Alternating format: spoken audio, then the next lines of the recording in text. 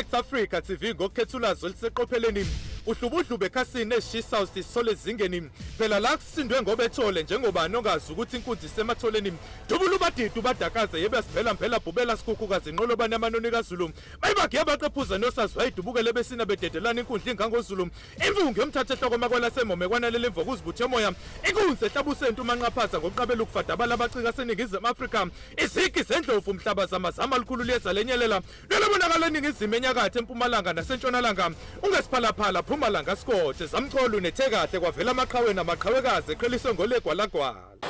babukeli beSelect Africa TV njengoba bengithembisile bafowethu ngizolo ngithi nje qaphu ngilethela abantu akuyibona abenza inqophamlando leke insizwa umuntu omuhle emcambi insizwa eniyazi kakhulu emanizwa lapha ezitolini ezokhozini iyona insizwa ebhala izitori lapha ephinde futhi kube iyona inyosi yeSilo iyona insizwa eyaqopha umlando le adebekwa nje ngayizolo kwasa ngakusasa esetrend ade ngixoxa nje naye ethi kwase kubhlungisisa ukutrenda mcambi asikubingelele sikwamukele mfowethu uvo lwakho ngalento elana namhlanje Angibingelele kuwe ngibingelele nakubamukeli lapha bakhona ngoba ngiyazi ukuthi iSelect Africa TV ifinyelela ngisho phesheya kwezilwandle soke siyababingelela igama umuntu omuhle kamcambi umbhali umhleli umdidiyeli sephinde abongele iSilo ke manje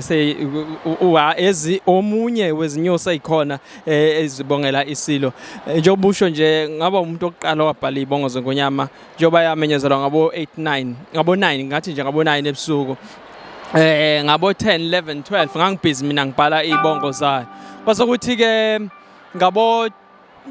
ngangi-edita ngihlela ngabe sengiyisabalalisa yonke indawo ngesonto zayigcwele umhlaba wonke ngayinikeza umavundla wafaka ivoice yakhe ulungisani mavundla kwavele konakala kakhulu zahamba zayofika ngisho eNdlunkulu zafika ngisho eNgonyameni zafika ngisho eSwazini zafika yonke indawo namhlanje njengoba sila sikubona kuokukhulu kakhulu kithi ukuthi emlandweni wethu ekuphileni kwethu silesi sizukulwane sibone kwenzeka lokho sasikhona kwakhangela mhla ingonyama iyongena esibayeni sasikhona lapho njengabantu abaqophayo saqopha izibongo sikhona namhlanje la esikhona besiba khona emkhosini eminingi ehlukahlukene besikhona emkhosini welembe njengoba ingonyama ibiwenza umkhosi welembe ngokusemthethweni ngokuqala ingonyama eguqile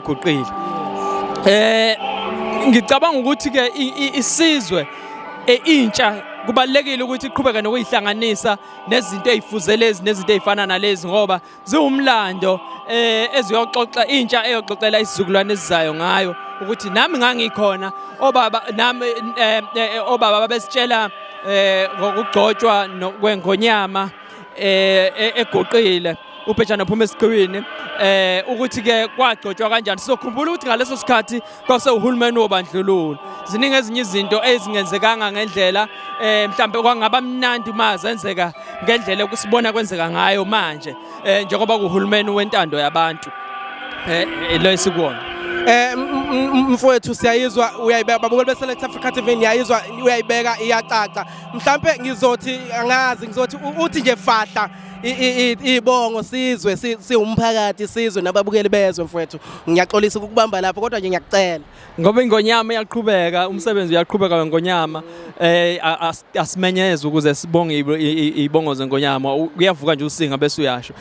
izulu lidume ngomnyama kwakhangela amankengane laduma sakhalalisa sanqonqoza masango nezulu kwayikwazama zami ikhonkwane kwelawangane halalisa ngezinyane lembuwe yebo lenimisi isizwe sikaphunga nomageba ngethunzi yebiyazulu na umsindo wamahlokohloko yebo lokho uphinde lele sishamthetho ndini obuyinkomo kadade kweza kwabo abanye bethi kayilale abanye bethi kayivuke wathela umtholo kade bawufungela boyunkoloza iqoba lomlilo elibasela khwezelwa kaphinda ngene sukuma umntwana usethulele umthwalo kazashuke umlomo ungawodwana eminye igabe ngokuvunana wayenza indaba mbabazane emahaqa ngokhomba indlela nangamhlaba ecokofula bekubeka amabala nangamhla uphedla indlela kwaZulu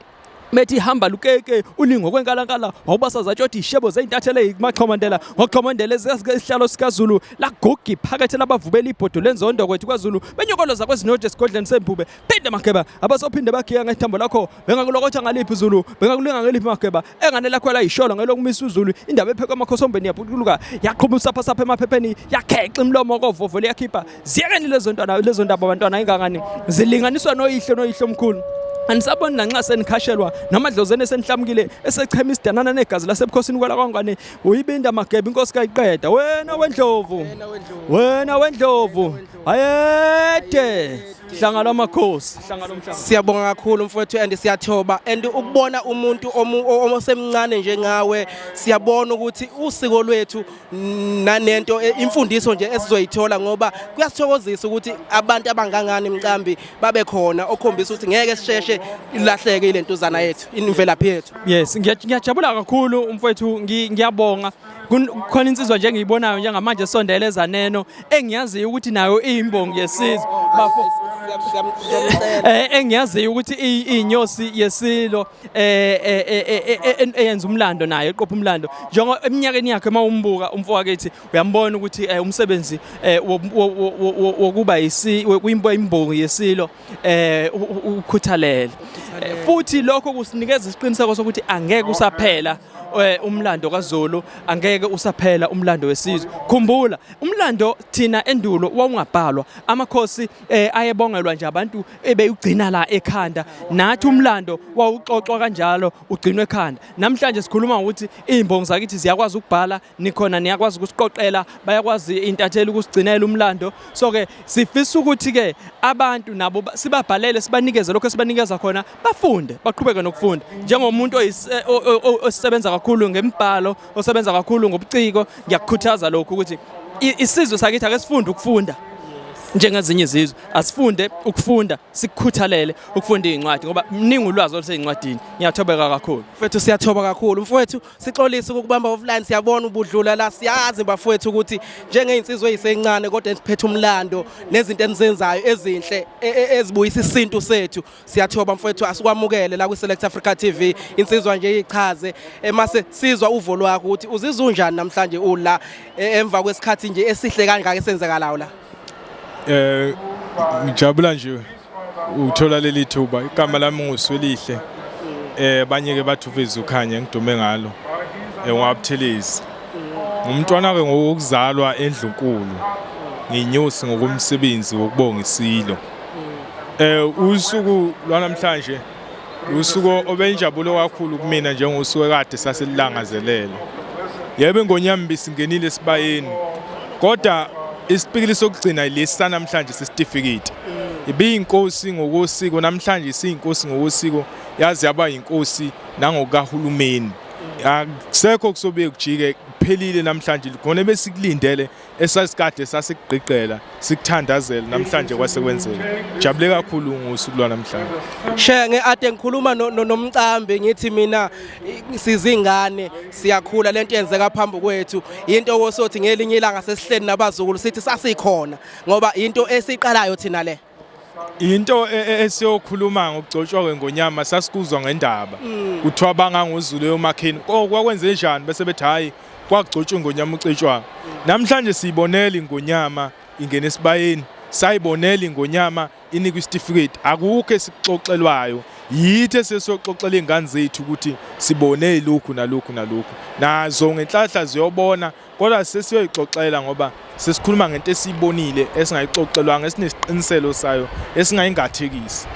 Siyabonga ngingalele mfethu siyabonga Shenge siyathoba kakhulu bafethu kuba nani babukeli beSelect Africa TV konakele bafethu sikhona la eMabhida solo nje siniqoqela konke okuhle okukhona la okwenzekalayo ngenxa ukuthi siyamthanda bafethu sizoyigcina nje lento le sinikeze njengoba injalo siyathoba kakhulu Select Africa TV sizoloke sinilethela bafethu sikhona la eMoses Mabhida Stadium.